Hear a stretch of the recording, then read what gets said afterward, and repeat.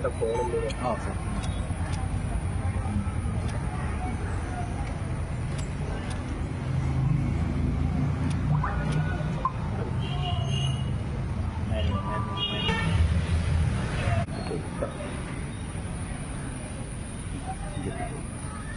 മംഗല്യം കണ്ടുനേ ഔദീലാഹാജനകണ്ഠേ ശാരദാസദാഹ ഓം ലപ്പതേ സമിതിചേതനവശൂന്യാപര സംഗച്ഛത്തം സംവദത്തം സംഭോഗനാസദേ സമാനോ മന്ത്ര സമതി സമാനീ ഹൃദയാനിവ സമാനവസ്തുവോമന ദവാംശാപതി താലി വിമാനങ്ങൾ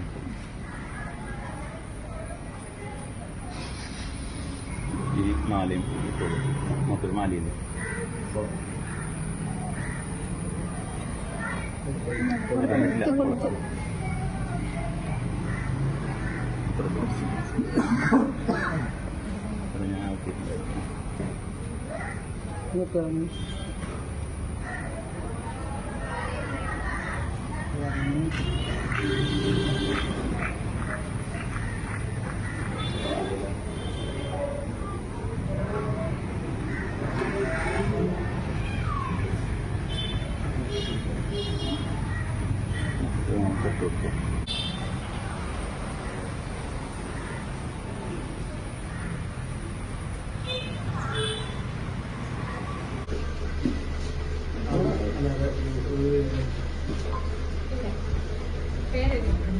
വധുവിൻ്റെ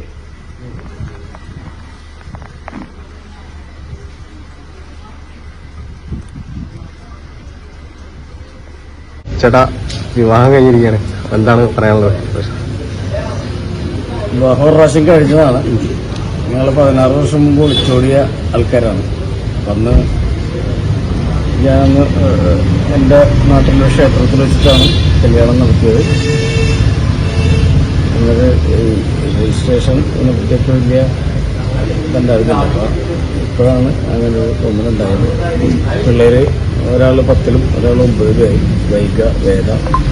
അപ്പോൾ അവരുടെ സാന്നിധ്യത്തിൽ കൂടി കല്യാണം കഴിച്ചെന്ന് മാത്രമല്ല, റെക്കോർഡിക്കലായിട്ട് നമുക്കൊരു രേഖ ആവശ്യമാണ്.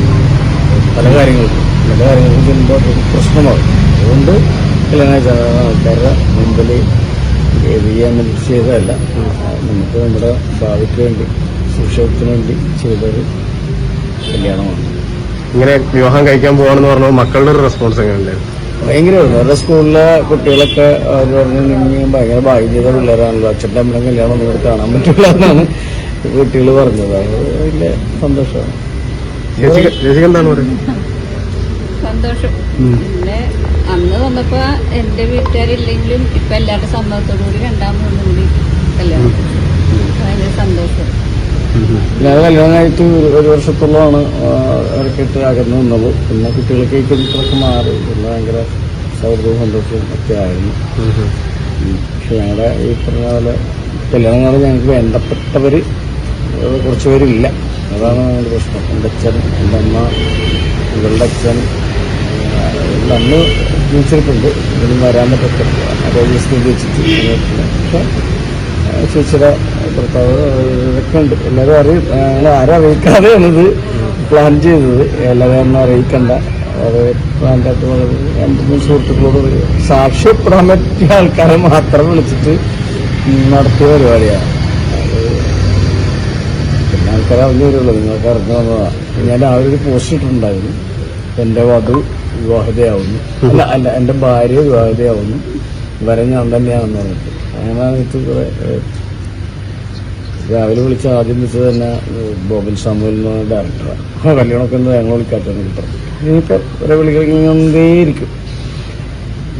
അതല്ല, പരാതികളുണ്ടാവും. പക്ഷെ ഇത് ഞങ്ങൾ പരാതിക്ക് വേണ്ടിയോ അല്ലെങ്കിൽ ഞങ്ങൾ വേറെ ഇതിന് വേണ്ടിയോ പബ്ലിസിറ്റിക്ക് വേണ്ടിയിട്ടല്ല, ഞങ്ങളുടെ ആവശ്യത്തിന് വേണ്ടിയിട്ടാണ്. ബ്രിട്ടീഷുകാരുടെയൊക്കെ വിളിച്ചിങ്ങനെ ചീത്ത പറഞ്ഞു.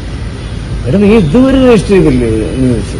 നീ ചത്തുപോയാൽ അവർക്ക് ഇൻഷുറൻസ് പോലും കിട്ടൂട്ടാ എങ്ങനെയാണെന്ന് പറഞ്ഞിട്ട് അതൊക്കെ ഇതിന് ബാധകമാണ്. അപ്പോൾ ഈ റെക്കോർഡിക്കൽ കല്യാണം നടന്നത് KLS ക്ഷേത്രത്തിൽ വെച്ചിട്ടാണ്. ഒരുപാട് കൂട്ടുകാരുടെ സാന്നിധ്യത്തിൽ വെച്ചിട്ടാണ്.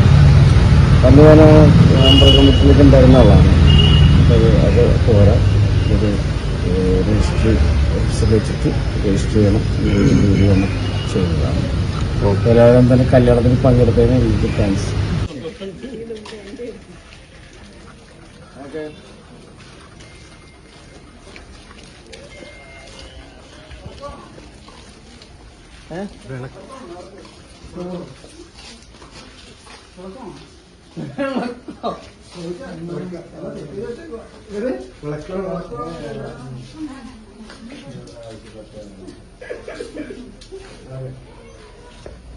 നല്ല ചിരിച്ചു നോക്കിയിട്ട് എല്ലാവരും നല്ല ചിരിച്ചിട്ട് നോക്കി.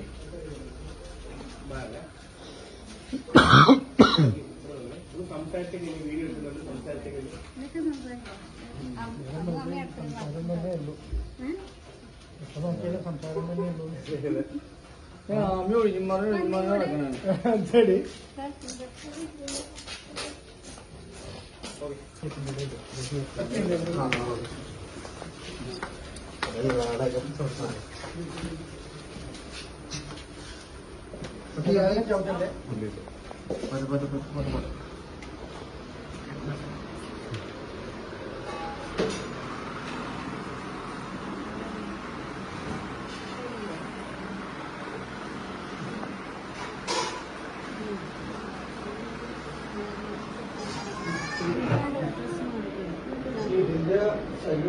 ചേച്ചി ഹാപ്പി അല്ലേ? എന്നാൽ ഇങ്ങനെ ഒരു എക്സ്പീരിയൻസ് എങ്ങനെ ഉണ്ടായിരുന്നു? എനിക്ക് പറയാൻ പറ്റില്ല. എന്നാലും നല്ല ടെൻഷൻ ഉണ്ടായിരുന്നല്ലോ മുഖത്ത്. ടെൻഷൻ അങ്ങനെയല്ല, കുഴപ്പമില്ല. എന്നാലും സന്തോഷല്ലേ? സന്തോഷം. അപ്പൊ ഓക്കെ, അടിപൊളിയാട്ടെ.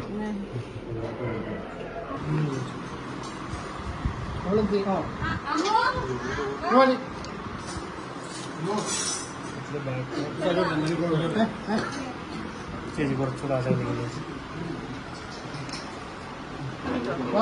കുറച്ചുകൂടെ ബാക്കോട്ട് കുറച്ചുകൂടെ സ്വീകരിച്ചു. Okay okay.